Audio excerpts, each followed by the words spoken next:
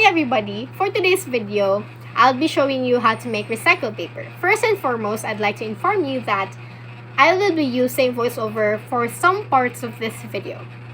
And also credits to the rightful owner of the background music that will play later on.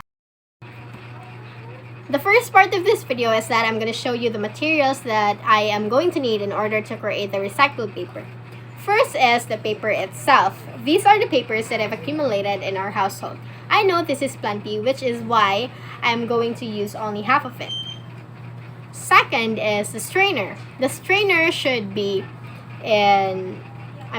shaped as a paper or as a bin paper. So here are the frames ready-made. The first step frames in that I've making the gathered, recycled paper and is to gather all also the materials the that will be screen used. that I will be using, First is the container. sponge It to can be remove any type excess of water, container, as long as it is some large enough to hold scissors, the paper and the water hammer later and on. nail.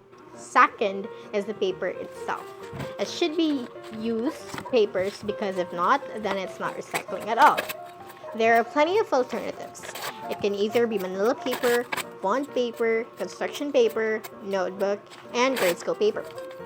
In my case, the only available paper are bond papers. Lastly, a paper shredder. If you have a paper shredder, then the easier for you to complete the task. But you can also tear the papers manually. Always remember to tear it into small pieces so that it is easier to make it into a pulp.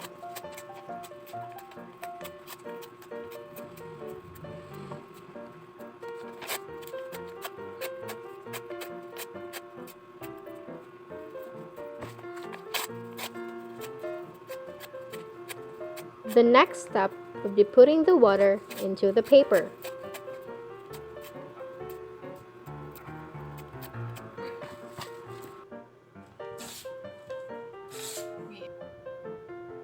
Carefully mix the papers. Leave it for about 12 to 24 hours. The longer it takes, the easier it is to make it into a pulp. After 24 hours, it is time to make the papers into a pulp. Carefully put the papers into the blender. You can also use a mixer, but since I don't have one, I'll stick to using the blender.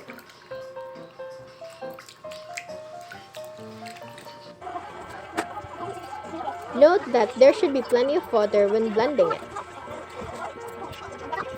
Blend on high speed for 30 seconds. Make sure that the paper is successfully turned into a smaller pulp.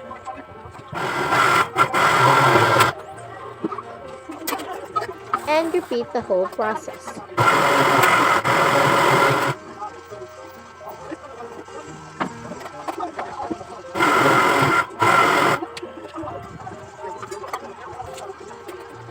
I also strain the paper from excess water.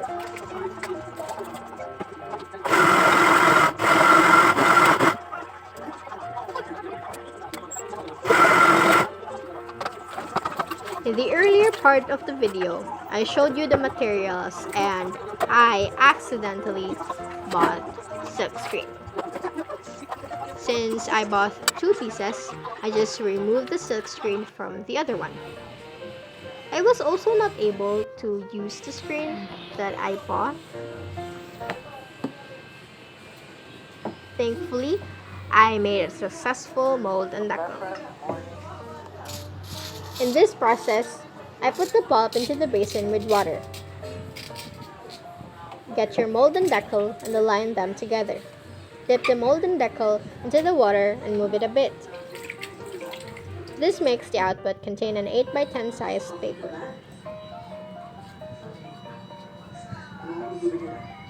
Carefully lift it up and move the mold and decal to remove excess water. Note that it shouldn't be too much to avoid ruining its form. Carefully lift the decal and balance the mold in your other hand.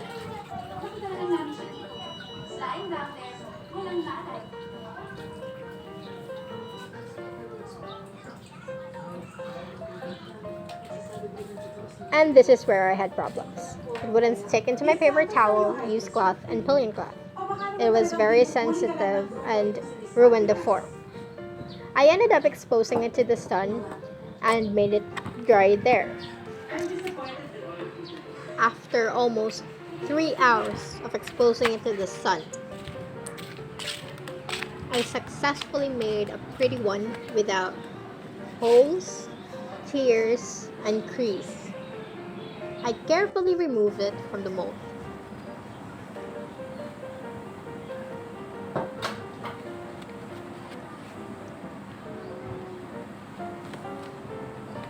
And long behold, the most successful paper among others.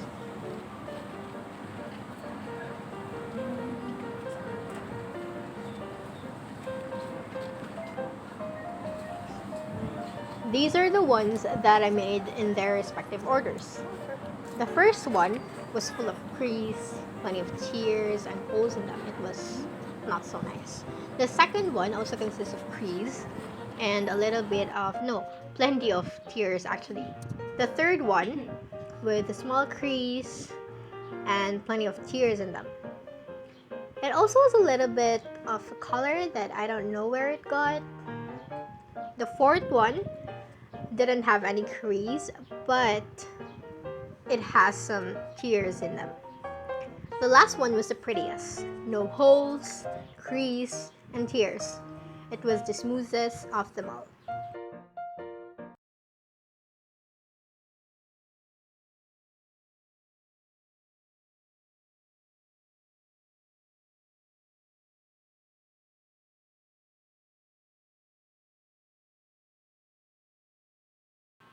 The finished product is a handmade paper that can be used in various ways, like printing, writing as a love letter, and also as a scrapbook page. You can also add colors and even flowers into it to make it more creative and to add that vintage look. Since we have plenty of papers in our household, it's hard to dispose them all, knowing that we can do something about it. It's easier to buy new ones, but the growing pollution and the protest of our scientists makes us all worried for a future. It has been a long time since they warned us, but we can't seem to understand it. It's make me sad that Save Mother Earth was just a trend for others. We continue overproduction of goods, throwing our garments, our plastics everywhere. Affordable items are in plastics. Being poor makes it even harder to help our Mother Earth. Recycled items are quite expensive compared to plastic ones. As time passes, we might not be able to afford fresh air. Hopefully, it wouldn't be too late for us.